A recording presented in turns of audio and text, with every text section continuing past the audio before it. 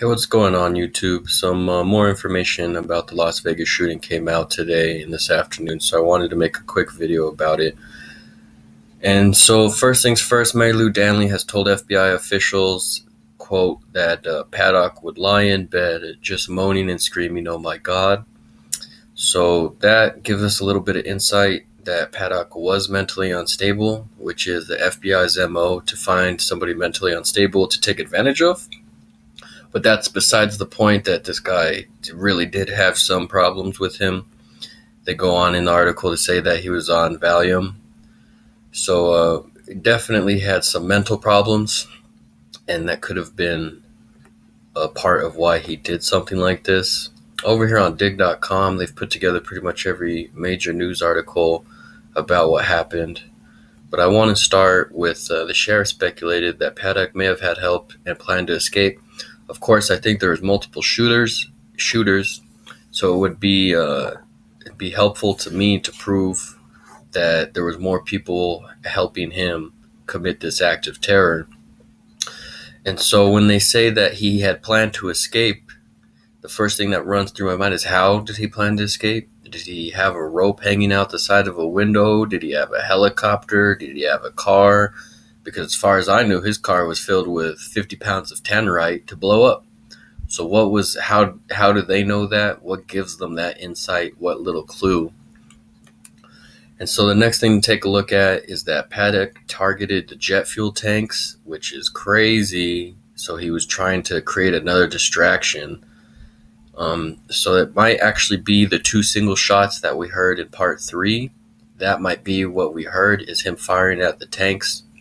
And so a huge, big story is that Paddock was looking into an attack in Chicago, and that he was also looking into a previous attack, or I'm sorry, not previous, another attack on Las Vegas prior to the one that he had just committed.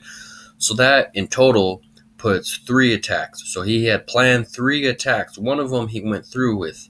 So you're telling me, for however long it took him to plan this all out, that his girlfriend knew nothing? He had to buy all those weapons, and it was so meticulous to make sure that he didn't get caught and keep it on the down low the whole time, and she knew nothing about it? That's suspicious. That was real suspicious. And then breaking news at 2 p.m., freaking NBC put out this crazy information. Police reportedly found a phone charger that does not match any of Paddock's phones in the room. Records also show that while Paddock's car was checked out of the garage, one of his key cards was used to enter his room. So those are 2 crazy pieces of information. Let's break down the first.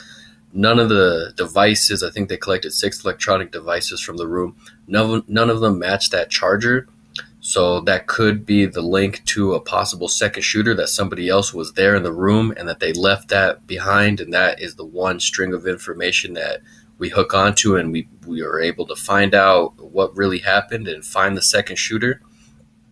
And a lot of people also will be saying that you can use different chargers between different phones.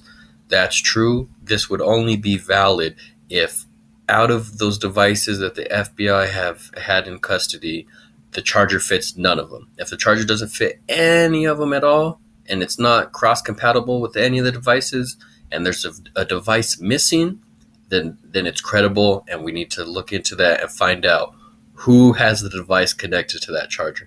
And then the second part of this is that one of his key cards was used to enter his room while he was pulling out of the garage. That is a crazy information. Little whatever, I don't want to call it a fact, but it's insane.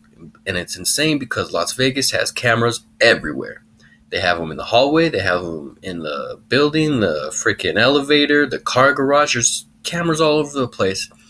So we need to see 3 videos, or 4. We need to see the video where the security guard encounters him of the hallway. We need to see the video of him carrying up the guns.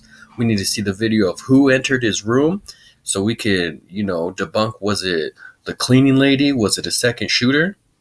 And then we need to see him in the garage driving away. And so those are the videos that we need to see. And so over here on Zero Hedge, I've used them before. This is a pretty credible website. They have not put out any disinformation for me before. But it just goes on to give us some little tidbits and details about Paddock. And so Paddock had took 20 cruises, many of them in Europe and the Middle East, in addition to stops at the ports of Spain, Italy, and Greece, Jordan, and the United Arab Emirates. And Paddock, his girlfriend, Mary Lou Danley, accompanied him on 9 of the cruises. So that's why I'm taking a real hard look, putting Danley under a microscope, because she had to know something. This is just too big of an operation. He had 3 terror attacks underway that he was plotting. She was with him so much. They were always together. I mean, I'm not saying they were always together. They were together a lot.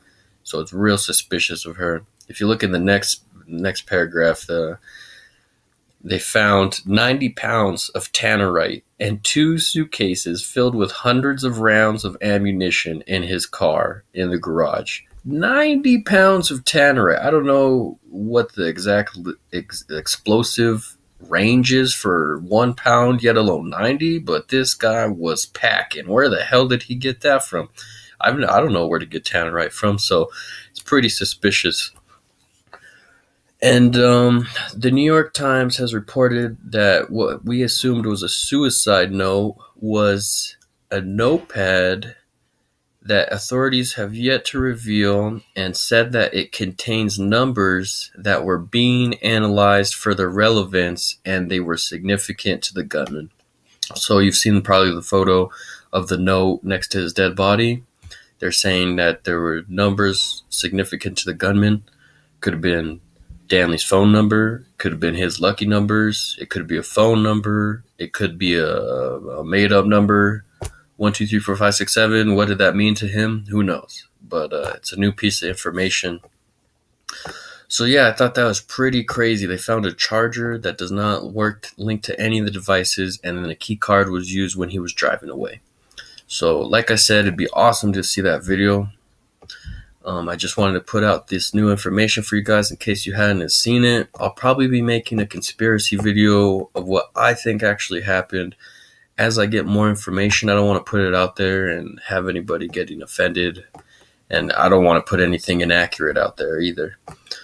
So I think that's all for this video. Go and watch part 3 for all the video evidence. If you haven't seen it already, really try and help me out there. So far, no one's really been able to debunk any of the video evidence of the multiple shooters. So yeah, take it easy, guys. Drop a like to get this spread. See you later.